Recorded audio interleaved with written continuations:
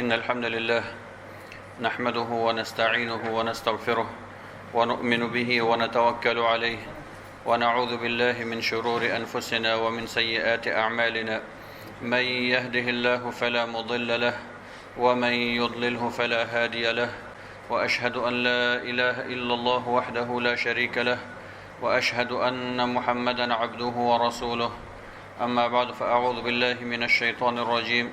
بسم الله الرحمن الرحيم يا أيها الذين آمنوا إذا نودي للصلاة من يوم الجمعة فاسعوا إلى ذكر الله وذروا البيع ذلكم خير لكم إن كنتم تعلمون فإذا قضيت الصلاة فانتشروا في الأرض وابتغوا من فضل الله واذكروا الله كثيرا لعلكم تفلحون وإذا رأوا تجارة أو لهوا انفضوا إليها وتركوك قائما قل ما عند الله خير من اللهو ومن التجارة والله خير الرازقين إن الله وملائكته يصلون على النبي يا أيها الذين آمنوا صلوا عليه وسلموا تسليما اللهم صل على سيدنا محمد وعلى آل سيدنا محمد كما صليت على سيدنا إبراهيم وعلى آل سيدنا إبراهيم وبارك على سيدنا محمد وعلى آل سيدنا محمد كما باركت على سيدنا إبراهيم وعلى آل سيدنا إبراهيم في العالمين إنك حميد مجيد. ډیرو درنو قدرمنو محترم مسلمانانو، مونږ الحمدلله اوس د شعبان د میاشتې ډیر نږدېوالی ته قرار لرو. 3 ورځې وروسته د شعبان مبارکه میاشت انشاء الله پیل کیږي چې غالبا دوشنبې په ورځ لومړی د شعبان و انشاء الله. د شعبان مبارکه میاشتې ته په کتابونو کې معظمه میاشت وایي، شعبان المعظم.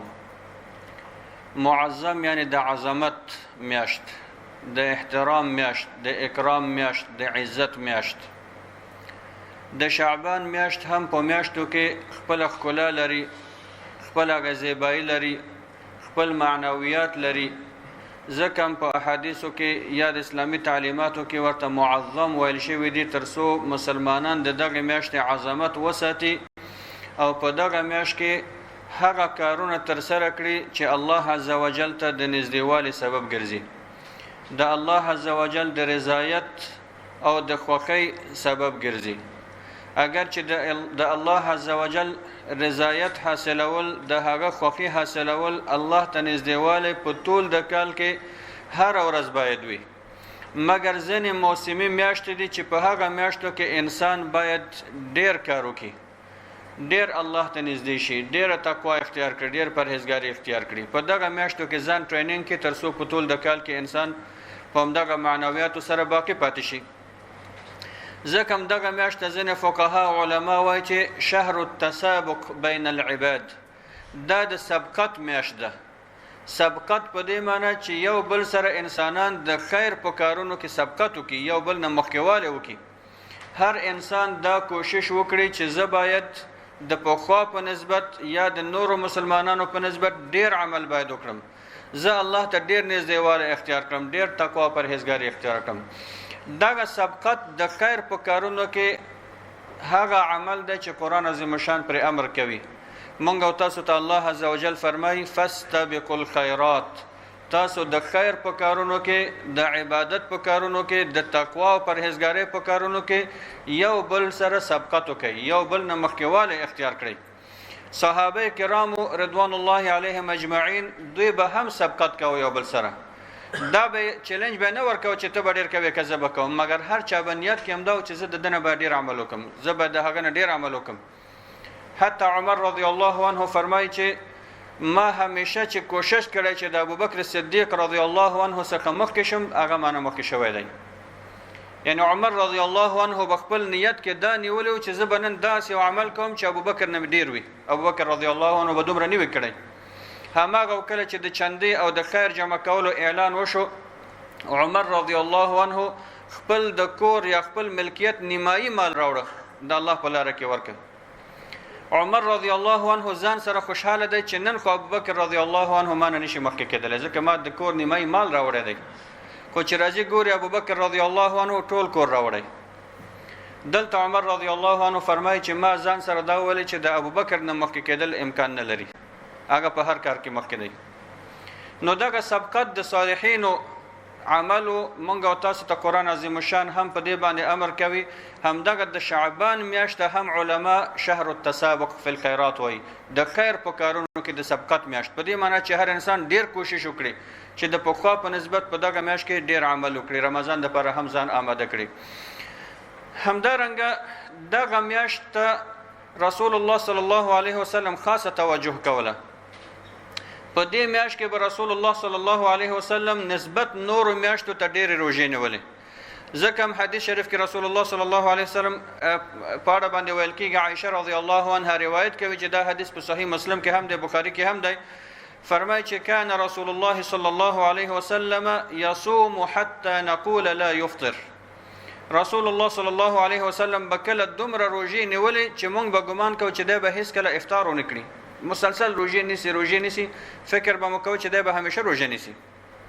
ځکه د رسول الله صلی الله علیه وسلم حالت نور مسلمانانو سره نه مقایسه کیږي هغه به ځینې اعمال هغه دپاره خصوصیت و چې نورو مؤمنانو دپاره نه نو عایشه رضی الله عنها فرمایي چې موږ به دا ګمان کوو چې گویا چې دغه مسلسل روژه نیول به د رسول الله خصوصیت وي او کله به رسول الله صلی الله علیه وسلم روژې نه نیولې مفطر به افطار به کو افطار روژه نه نیسي موږ به دا ګمان کوو چې کېدای شي دی هیڅکله روژه نه نیسي یعنی کله به رسول الله صلی الله علیه وسلم مسلسل ډېرې روژې نیولې او کله به میاشتې تېره شي رسول الله صلی الله علیه وسلم به روژه نه نیوله بیا فرمایي چې ما هیڅ کله رسول الله صلی الله علیه وسلم نه دی لیدلی چې هغه د یوې میاشتې مکمل روژه نیولې وي د اول نه تر اخره پورې ما رأيت رسول الله صلى الله عليه وسلم استكمل صيام شهر قط إلا رمضان ما رسول الله صلى الله عليه وسلم نه دی لیدلی چې د یوې میاشتې روژې هم پوره نیولې وي نفلي روژې غیر د رمضان د میاشتې نه چې رمضان به همیشه پوره نیوه بیا ورپسې فرمای وما رأيته في شهر أكثر منه صياما في شعبان خود د کال په 12 میاشتو کې ما رسول الله صلی الله علیه وسلم په یوې میاشت کې هم داسې نه دی لیدلی چې ډېرې روژې ونیسي نسبت شعبان ته یعنی د رمضان میاشت به مکمل روژه نیوله په نورو میاشتو کې به هم روژه نیوله کله به روژه نه نیوله اما د شعبان په میاشت کې به د ټولو میاشتو په نسبت ډېرې روژې نیولې دا د شعبان د میاشتې عظمت یادوي موږ او تاسو ته دا چې رسول الله صلی الله علیه وسلم ورته خاصه توجه کوي په دې معنا چې د عظمت میاشت ده نو رسول الله صلی الله علیه وسلم په دغه میاشت کې ډېرې روژې نیولې همدغه عمل موږ او تاسو ته هم مستحب دی هغه چاته چې الله توانمندي ورکړې وي قوت یې ورکړی وي روژه نیولی شي حرج ورباندې نه وي شعبان میاشت ورته ښه موسم دی ښه مناسب فرصت دی همدارنګه په صحیح مسلم کې بل حدیث دی رسول الله صلی الله علیه وسلم په اړه باندې ویل کېږي کان یصوم شعبان الا قلیلا رسول الله صلی الله علیه وسلم به د شعبان میاشت اکثریت روژه نیوله کم ورځې به روژه نه نیوله مګر اکثریت به روژه نیوله ام سلمه رضی الله عنها روایت کوي چې رسول الله صلی الله علیه وسلم به د هیڅ میاشتې کامل روژه نه نیوله مګر د شعبان رمضان سره به وصل کوه مګر دغه روایت هم علما په دې کې هغه تفسیرات چې ذکر کوي خو خلاصه د ټولو حدیثونو دا راځي چې رسول الله صلی الله علیه وسلم به د شعبان مبارکې میاشتې کې نسبت نورو میاشتو ته ډېرې روژې نیولې دا چې ولې رسول الله صلی الله علیه وسلم دغه میاشتې ته خاصه توجه کوله یا په دغه میاشت کې ولې رسول الله صلی الله علیه وسلم روژې ډېرې نیولې څه حکمت او فلسفه لري اول خو دا دی موږ او تاسو د هر شي په حکمت باندې مکلف نه یو چې پوښتنه وکړو یو تعداد مسلمانان نن وخت خپل ذهنونه په همدې مشغول کړي دغه څه حکمت لري او داسې حکمت لري موږ او تاسو د حکمتونو په پوهېدلو مکلف نه یو څه چې د الله او د رسول امر دی نو موږ او تاسو سمعنا و اطعنا یا الله موږ ستا حکم واورېدو موږ اطاعت کوو ولو که موږ د هغې په حکمت او علت پوه شو که پوه نه شو ولې موږ د جمعې په ورځ 2 رکعته لمونځ کوو د جمعې لمونځ هغه الله حکم دی د رسول صلی الله علیه وسلم حکم دی موږ په دې مکلف نه یو چې دا ولې 2 رکعته دی ولې ماسپښین 4 رکعته دی ولې ماښام 5 رکعته دی ولې ماخوستن 9 رکعته دی همدا موږ او تاسو ته د شریعت امر دی مګر سره د هغې هم علما او محدثین ځینې حکمتونه بیانوي یو د هغې نه دا دی چې رسول الله صلی الله علیه وسلم به په هره میاشت کې 3 ورځې روژه نیوله او همدغه عمل مونږ او تاسو ته هم مستحب ده چې د هرې میاشتې 3 ورځې هغه 3 ورځې چې سپوږمۍ پکې پوره وي 14 14 15 چې سپوږمۍ کامله وي رڼا یې پوره وي دغه 3 ورځو په هر میاشت کې روژه نیول مستحب دی سنت دی ځکه رسول الله صلی الله علیه وسلم ځینې صحابه ته پاګه امر کړی خاص چې ته به د هر میاشت 3 ورځې روژه نیسي خصوصا ابو هريره رضی الله عنه نو رسول الله صلی الله علیه وسلم په خپل به هم 3 ورځې روژه په هر میاشت کې نیوله مګر کله کله د مصروفیتونو په سبب باندې دای به فرصت به پیدا نکړي چې هغه 3 ورځې روژه ونیسي یعنی ځینې میاشتې به داسې راغلي چې په هغې کې به رسول الله صلی الله علیه وسلم او نشو کولی چې هغه 3 ورځې روژه ونیسي نو هغه ورځې به چې د هغه نه پاتې شو یا کومې میاشتې به چې پاتې شولې بیا هغه روژې به رسول الله صلی الله علیه وسلم په شعبان کې نیولې که فرض کو مثلا چې 3 میاشتې روژه هغه 3 ورځې نفل چې دی هغه نه د نیولې 9 ورځې کېږي هغه 9 بیا په شعبان کې نیولې یا که فرض کو 15 میاشتې دی 15 ورځې کېږي هغه بیا په شعبان کې نیولې یعنی رسول الله صلی الله علیه وسلم به خپل نفل هم نه پرې خولل هغه بیا په شعبان کې تکمیلول نو په دغه اساس به د شعبان په میاشت کې د رسول الله صلی الله علیه وسلم روژې زیاتېدلې ډېرې بینولې همدارنګه بل حدیث شریف کې رسول الله صلی الله علیه وسلم موږ تاسو ته فرمایي چې دغه میاشت چې د شعبان هغه میاشت ده چې دې کې د انسانانو عملونه د الله حضور ته ورځي زه غواړم چې په دغه میاشت کې ډېرې روژې ونیسم تر څو زما عمل الله ته په داسې حال کې ورشي چې ما روژه نیولې وي یو خو د انسانانو عمل هر ورځ الله ته ورځي د ورځې عمل او د شپې عمل دواړه ورځي او دغه ملایکې چې موږ تاسو پوهیږو د دوی دغه شفت یا نوکریوالي سحر او مازدیګر ختمیږي مازدیګر منځ کې یو مجموعه ملایکې راځي هغه د ورځې ملایکې الله حضور ته ورځي هغه راپور وړي الله ته بیا دغه د شپې ملایکې چې مازدیګر راځي دوی سحر منځ کې ځي نور ملایکې راځي هر ورځ د شپې او د ورځې عمل الله حضور ته ورځي هر دوشنبه او پنځشنبه د الله حضور ته د انسان اعمال ورځي مګر د شعبان په میاشت کې د یو کال مکمل راپور الله ته ورځي الله عز وجل هغه شب برات په اړه بیا تفصیل موږ تاسو غږیږو چې د بندگانو په اعمالو کې بیا ګوري ډېر انسانانو ته مغفرت کوي نو دا چې د انسان د یو کال عمل الله عز وجل ته په دغه میاشت کې وړاندې کیږي رسول الله صلی الله علیه وسلم په حدیث شریف کې فرمایي چې زه غواړم چې روژه وسم په داسې حال کې چې زما عمل الله عز وجل ته پورته کیږي همدارنګه دریم علت چې علما ذکر کوي د شعبان د میاشتې روژه نیول